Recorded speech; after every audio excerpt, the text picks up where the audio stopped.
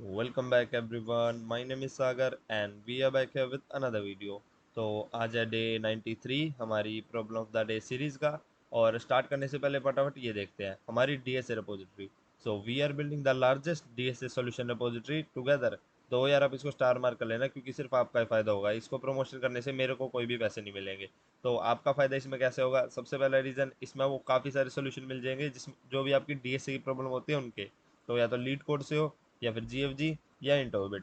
तो जो भी हमारे डीएससी की प्रॉब्लम है उसके इस रेपोजिटरी में आपको डायरेक्ट सोल्यूशन मिल जाएंगे आपकी लैंग्वेज में।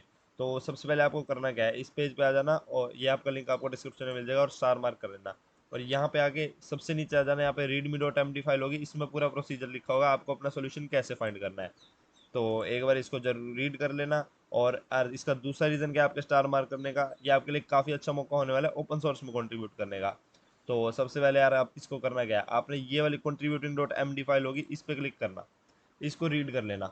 ये काफ़ी ज़्यादा इंपॉर्टेंट है। सबसे पहले तो आपको प्रोग्रामिंग लैंग्वेज आनी चाहिए, डाटा स्ट्रक्चर वगैरह आने चाहिए जिससे आप अपना सोल्यूशन ऐड कर पाओ।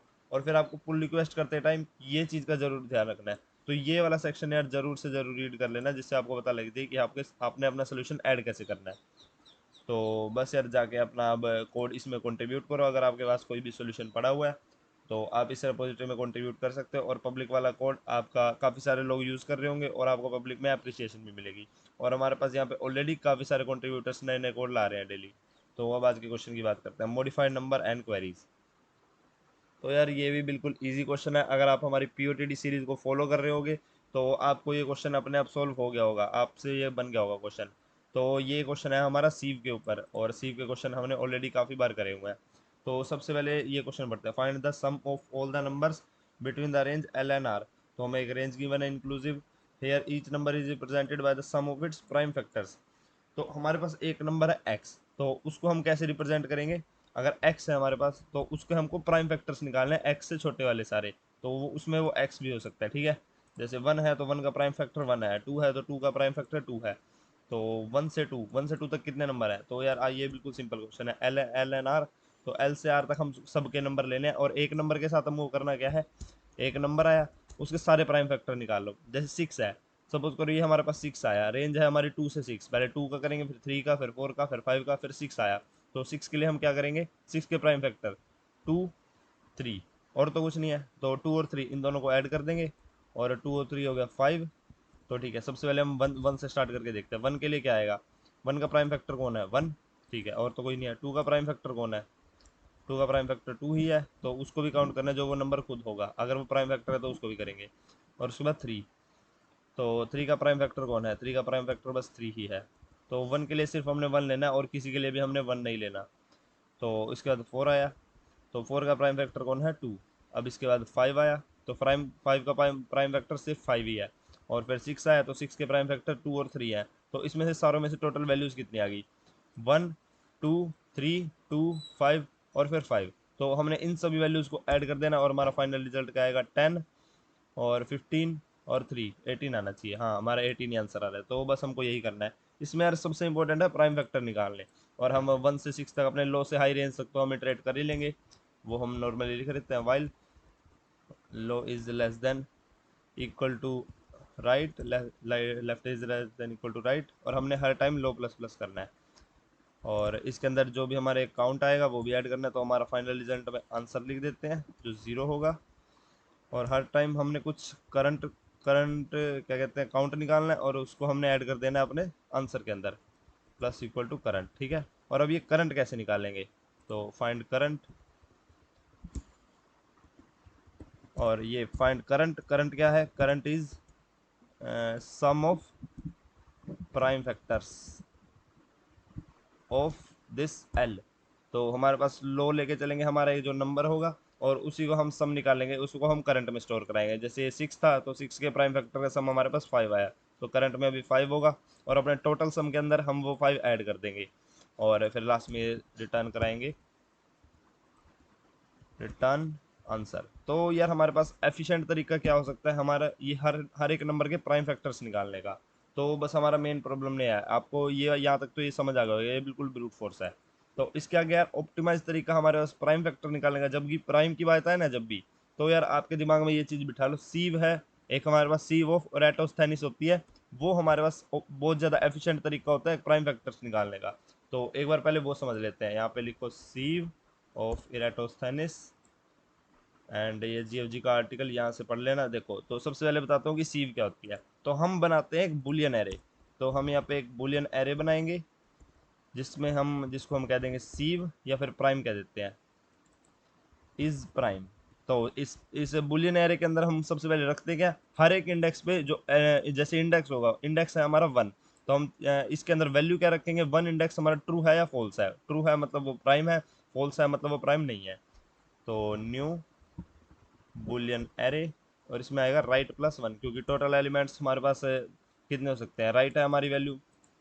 तो इसके अंदर आप या फिर आप राइट माइनस लेफ्ट करके भी लिख सकते हो, बट यहाँ पे हम सिंप्लिसिटी के लिए मैं राइट प्लस 1 ही रख रहा हूँ इसका साइज। तो यहाँ पे अगर 2 है तो हम 3 साइज का एक बुलियन एरे बनाएंगे, और उसमें 1 2 3 जितने भी इंडेक्स होंगे उस पर हम ट्रू फॉल्स रखेंगे कि वो हमारे पास प्राइम है या नहीं है। तो इसमें सबसे पहले हमारे पास पहला स्टेप क्या होता है, ये देखो, ये हमारा बन गया एक एरे, जो कि हमारा 2 इंडेक्स से लेके जितने भी हमारे पास टोटल एलिमेंट चाहिए उतने, और स्टार्टिंग में हम कह देंगे कि सभी के सभी प्राइम है।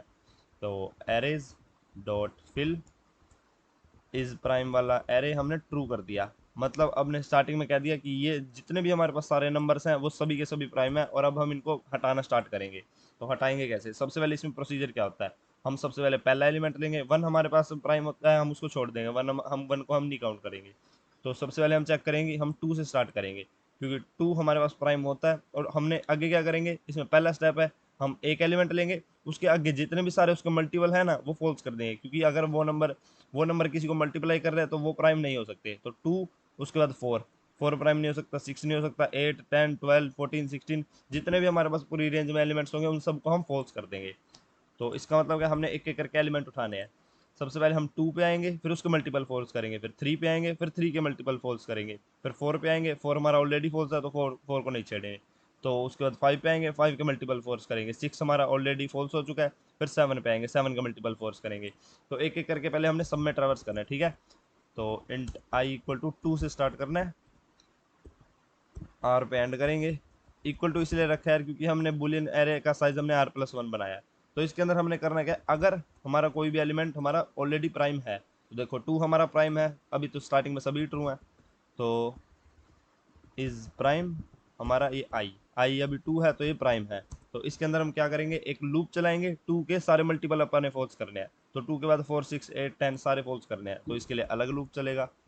और ये कहाँ से चलेगा, J equal to I plus आई, या तो आप आई प्लस आई लिख सकते हो या 2 इंटू आई लिख सकते हो। 2 इंटू आई नहीं लिखना चाहिए यार, क्योंकि हमारे पास 3 आएगा, तो 3 इंटू 2 हम 6 से चलेंगे।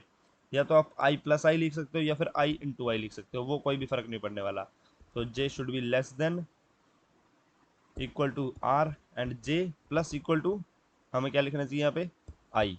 तो आई क्यों लिखा है यार, क्योंकि देखो जे की वैल्यू कहाँ से होगी, जे की वैल्यू पहले होगी आई, 2 इंटू 2 4। तो 4 के बाद हमको कहाँ जंप करने, सीधा 6 पे। तो इसमें आई प्लस हो रहा है, 2 प्लस हो रहा है, 4 के बाद 6, तो 6 के बाद हमने 2 प्लस और करना है तो 8। तो आई की वैल्यू 2 है तो 4 6 8, इसलिए हमने आई प्लस करा है। तो आई होप आपको ये लॉजिक समझ आया हो जंप करने का। तो इसके बाद हमने क्या करना है, सभी को फॉल्स कर देना जो भी मल्टीपल आ रहे हैं जे।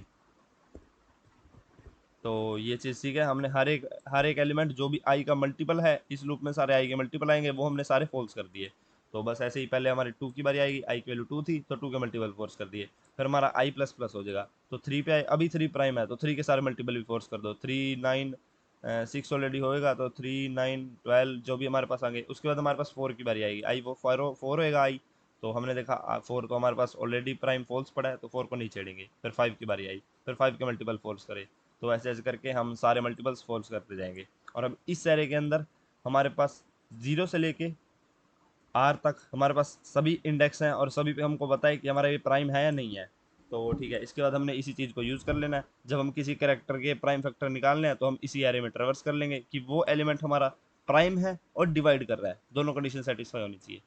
तो ठीक है, हम क्या करेंगे, लूप चला लेंगे। तो हाँ, हम आर माइनस एल करके लिख सकते हैं, हमको 1 से ही चाहिए। ये हमारा प्राइम वाला सी है ना, इस ये हमको 1 से ही चाहिए। तो सबसे पहले 1 वाला केस लिख लेते हैं, क्योंकि 1 हमारे पास ट्रू आएगा और वो हर केस में ऐड होता रहेगा। तो इफ़ हमको 1 तो काउंट नहीं करना है ना, तो इफ़ एल हमारा 1 है तो हम क्या कह देंगे, पहले तो एल प्लस प्लस कर दो, और हमारा आंसर भी एक +1 हो जाएगा। अब +1 क्यों होगा, क्योंकि देखो जहाँ पे भी 1 आ रहा है तो उसमें हमने उसका जो प्राइम फैक्टर का सम होगा वो हमेशा एक ही आएगा, तो इसलिए आंसर में एक ऐड कर दिया और इसके बाद कंटिन्यू कर लेंगे। कंटिन्यू कर लेंगे फिर इसके बाद एल की वैल्यू 2 हो जाएगी, तो 2 के लिए हम यहाँ से चलेंगे, इस कंडीशन में नहीं जाएंगे। फिर 2 के लिए इस कंडीशन में नहीं जाएंगे, तो यहाँ पे इंट आई हमारा 2 से चलेगा। I should be less than equal to R. R नहीं, यहाँ पे एल आएगा। तो एल क्यों लिखा है, क्योंकि यार हमारे पास सबसे पहले हम 2 से स्टार्ट करा और एल की वैल्यू 2 है, तो 2 से 2 तक ही रहेंगे हम, ठीक है। तो इसके बाद हम क्या चेक करेंगे, इफ़ हमारा ये आई जो है वो प्राइम है और साथ साथ हमारा एल मोड आई हमारा ज़ीरो आना चाहिए। तो अगर ऐसा आ रहा है तो करंट के अंदर हमने आई ऐड कर देना है। तो करंट तो हमने बनाया ही नहीं, यहाँ पे बनाते हैं करंट। तो करंट के अंदर आई कैसे ऐड कर दिया, सबसे पहले सपोज करो 1 थी वैल्यू, तो हम इस केस में चले गए। अब एल की वैल्यू 2 हो गई, तो हमने पहले करंट बनाया और 2 से ट्रेवर्स करना स्टार्ट करा हमने प्राइम एरे के अंदर। तो 2 से 2 तक ही जाएंगे, ठीक है। तो सबसे पहले 2 वैल्यू आएगी, तो 2 हमारा प्राइम होगा एरे के अंदर, हाँ 2 हमारा प्राइम होगा। तो 2 प्राइम है और 2 मोड 2 हमारा 0 आ रहा है, तो ये कंडीशन सेटिस्फाई और हम ऐड कर देंगे अपने करंट के अंदर 2। तो 2 ऐड करने के बाद इस लूप से ब्रेक करेंगे और आंसर में भी 2 ऐड कर देंगे। तो ठीक है, हमने 2 ऐड कर दिया और 1 1 भी हो गया था ऐड। और उसके बाद एल प्लस प्लस, तो एल हमारा इसके बाद 3 हो जाएगा। चलो इस केस नहीं, 1 से 3 तक देखते हैं। हाँ ओके, सो हम 1 से 3 तक देखते हैं। तो 1 से 3 तक हमारे एल की वैल्यू 3 हो जाएगी, तो हम यहाँ पे आएंगे और 2 से 3 तक हमारा लूप चलेगा। तो 2 भी हमारा प्राइम है, और बट हमारा 2 प्राइम है पर ये वाली कंडीशन फॉल्स होगी, क्योंकि 3 मोड 2 हमारा 0 नहीं होता। तो इसके अंदर हम 3 आएंगे, जब 3 की वैल्यू आएगी 3 मोड 2, 3 मोड 3 0 हो जाएगा, तो हम 3 ऐड कर देंगे। तो आई थिंक ये कोड हमारा सही है। और यार ये चीज़ भी ध्यान रख लो, जहाँ पे हमको टाइम कॉम्प्लेक्सिटी देख के थोड़ा अंदाजा सा हो जाता है ना, जो हमारा क्वेश्चन में सोल्यूशन आने वाला है। जब एन लॉग एन होता है तो हमको पता है या तो उसमें सॉर्टिंग लगेगी या हम उसमें प्रायोरिटी क्यू का यूज़ करेंगे। तो ये चीज़ भी यार याद रख लो, जब N log of log N आए तो शायद 99% चांस हो सकता है, 95% की उसमें हम सीव का यूज़ करें, क्योंकि ये टाइम कॉम्प्लेक्सिटी हमारी सीव बनाने में यूज़ होती है। और ऑफ एंड स्पेस भी है, तो मतलब हम सीव बनाने ही वाले हैं। तो बस आज के लिए इतना ही। अगर आपको ये वीडियो अच्छी लगी हो, वीडियो समझ आई हो इसमें हमारी अप्रोच क्या है सीव वाली, तो लाइक कर देना और सब्सक्राइब भी कर देना हमारे चैनल को। And thank you for watching.